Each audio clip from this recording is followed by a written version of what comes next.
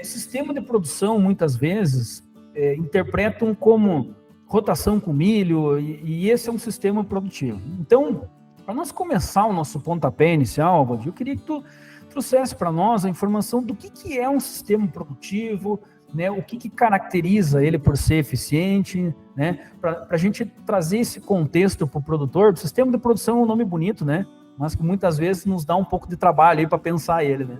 Não, sem dúvida, Felipe. Quando nós falamos em sequência de culturas, né, de uma determinada área agrícola, geralmente nós estamos aí nos referindo a algo que nós chamamos de modelo de produção.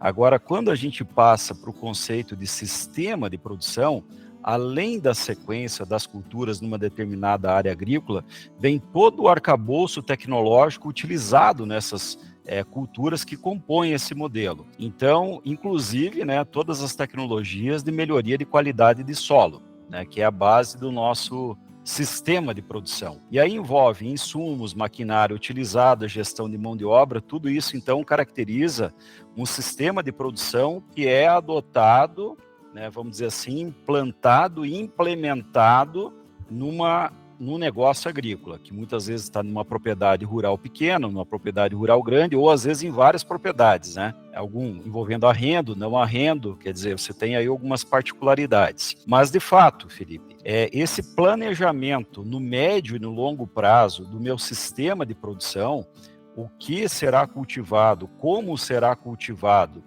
ele tem demonstrado, sim, resultados muito interessantes, tanto do ponto de vista de pesquisa, que é onde eu tenho atuado mais fortemente, mas também, né, acompanhando fazendas, propriedades rurais que operam em sistemas aí muito bem planejados, muito bem encadeados para obter resultados. E aí a gente pode citar alguns exemplos aqui, né? Propriedades que têm sistemas de produção muito focados em integração lavoura-pecuária, ou propriedades que têm muito focado em produção de grãos, mas incluindo em algumas janelas, né, entre as culturas graníferas, por exemplo, as culturas de cobertura, né? Isso tudo dentro de uma lógica que rode muito bem em termos operacionais e, sobretudo, econômicos, né? Então, eu sempre falo isso, né, Felipe, que todas esse portfólio de tecnologias que nós hoje já temos, né, para aprimorar sistemas de produção, e eu vou falar um pouco mais aqui de sistemas de produção baseado em grãos, a gente sempre tem que considerar a questão de como fazer isso em larga escala, que é a questão operacional, e se isso vai trazer um resultado positivo para o produtor. Ou seja, eu preciso investir e ter lá um retorno muito maior que para valer a pena todo esse meu ajuste de planejamento. Então, hoje nós sabemos que esses sistemas planejados, que muitas vezes têm um bom nível de diversificação de culturas dentro das áreas agrícolas, é fundamental para a gente ter altas produtividades. Então, aqui a gente está num programa rumo aos 100, né? 100 sacas por hectare de soja. Então, isso não é uma coisa trivial, né? Nós precisamos ter uma base muito bem sólida para a gente ter alguma chance de ter produtividades próximas, né, a esses patamares que nós objetivamos. E se nós não tivermos esse manejo, né, esse sistema de produção muito moldado, dificilmente nós vamos ter altas produtividades com viabilidade econômica. Então é sempre importante, a gente sempre fala, né, Felipe, que o bom manejo, né, das áreas agrícolas, ele vai se refletir porque nós temos algumas memórias aí do sistema, né? Eu sempre digo que o solo é a principal memória, né? Então, tudo aquilo que se faz de adequado de manejo, eu tenho lá na frente um solo de boa qualidade, química, física e biológica, né? Hoje, dentro de uma lógica de plantio direto que nós temos estabelecido no Brasil, mas também, muitas vezes, eu tenho uma memória fitossanitária interessante, né?